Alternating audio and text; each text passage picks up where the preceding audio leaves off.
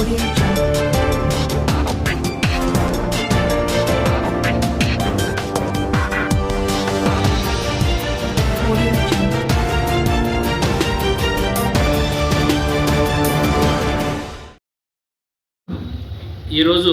Morning మన SI మనోహరాబాద్కి ఒక information వచ్చింది.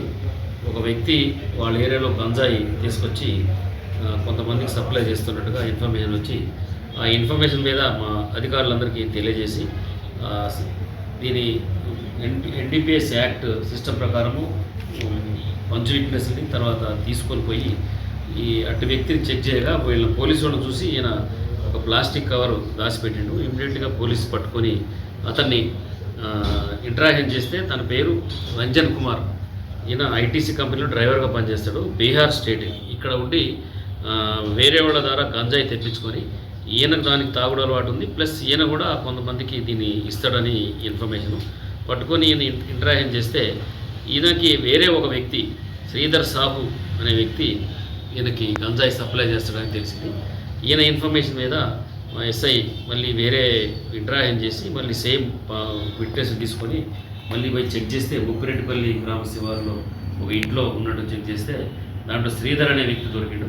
అతను శ్రీధర్ సాబు దొరికిండు. అతన్ని ఇంటరాక్షన్ చేస్తే అతని ఇంట్లో టోటల్ 6 చిన్న చిన్న కవర్స్లో దాచిపెట్టి బెడ్ కింద పెడితే వాటిని తీసుకొని చెక్ చేయగా 9 కేజీల 300 గ్రాములు దొరికింది. ఈ ఫస్ట్ వ్యక్తి దగ్గర 1 కేజీ దొరికింది. మొత్తం 10 కేజీల 300 గ్రాములు ఈ గంజాయి ఈరోజు సీజ్ చేయడం జరిగింది.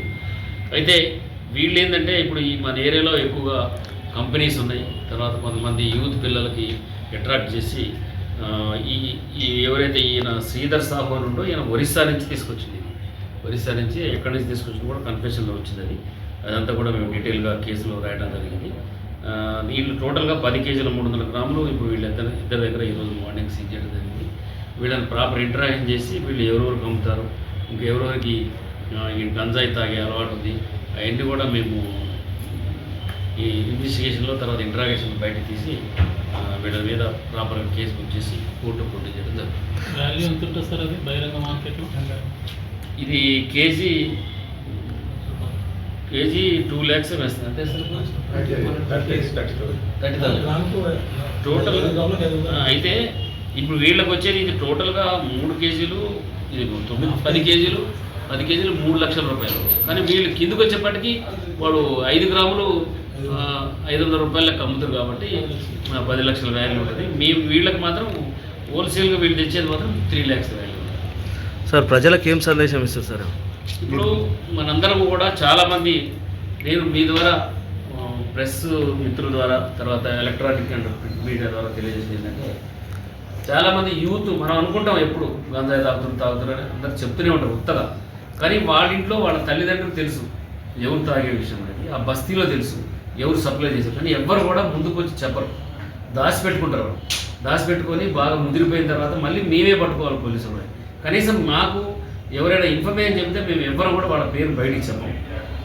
పబ్లిక్ ఇన్వాల్వ్ అయ్యి అన్ని రకాల పీపుల్ ఇన్వాల్వ్ అయితేనే దీన్ని మనం 100%గా ఎరాడికేట్ చేయగలుగుతాం మనం. ఎందుకంటే యూత్ ఏమైపోయిందంటే చాలామంది పని చేయకుండా ఉత్తగానే ఉంటున్నారు.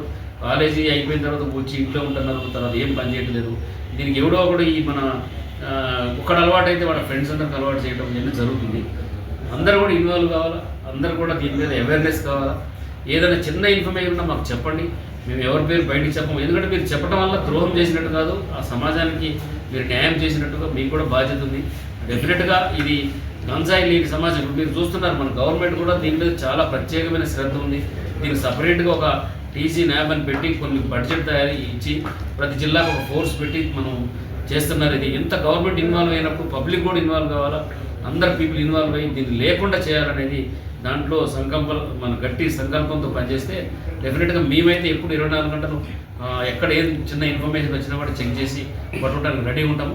మీరు మీ ఇన్ఫర్మేషన్ ఇవ్వాలని కోరుతుంది. విచారణలో ఇంతకుముందు ఎక్కడైనా తీసుకొచ్చినట్లు అది ఇప్పుడు ఇంటరాక్ట్ చేస్తాం. ఎంత దీంట్లో వీళ్ళు ప్రొఫెషనల్సే. వీళ్ళు ఒరిస్సా పోయి ఈ శ్రీధర్ సాహు అనే వ్యక్తి తీసుకొస్తాడు, ఇక్కడ అమ్ముతాడు, బొంబాయి అమ్ముతాడు, అన్నీ అదే పని వాడి. మన రాష్ట్రంలో ఎక్కడైనా కేసులు అది కూడా వెరిఫై చేస్తాం. ఇప్పుడు చేస్తాం, మొత్తం డీటెయిల్ తీసి పాత కేసులు కూడా ఇన్వాల్వ్ చేసి ఈయన మీద ప్రాపర్గా సెక్షన్లు పెట్టి చేయొచ్చు. తర్వాత ఈ కేసులో దీన్ని మన మనోహరాబాద్ పోలీస్ స్టేషన్లో ఎస్ఐ గారు, వాళ్ళ సిబ్బంది, సిఐ, తర్వాత వాళ్ళ సిబ్బంది, తర్వాత ఇక్కడ తూఫ్రాన్ డిఎస్పీ వీళ్ళందరూ కూడా, ఎందుకంటే కష్టపడి, ఎందుకంటే నిన్ననే ఒక కేసు దొరికింది, అయినా కూడా ఇమీడియట్గా మరి ఇంత పెద్ద మొత్తంలో ఫస్ట్ టైం ఒక 10 కేజీలు పట్టుకోవడం మనం ఇటీవల జిల్లాలో ఇప్పుడు ఇంతవరకు అంటే 10 కిలోలు ఇక్కడనే సార్, ఇంతకుముందు ఎక్కడ దొరికిందా సార్? 10 కిలోలు దొరికింది కానీ ఇంత ఎక్కువ దొరకలేదు ఇప్పుడు, ఇదే ఎక్కువ సార్? ఇది ఎక్కువ. అందుకే మేము వీళ్ళని స్పెషల్గా అభినందిస్తున్నాం. ఇది అసలు లెక్క కాదు, ఇంకా పట్టుకోవాలి మనం, అందరు ఇన్వాల్వ్ కావాలి. పబ్లిక్ని ఒకటే కోరుతాను, ఇన్ఫర్మేషన్ ఇవ్వండి మాకు, మేము చూసుకుంటాం మొత్తం.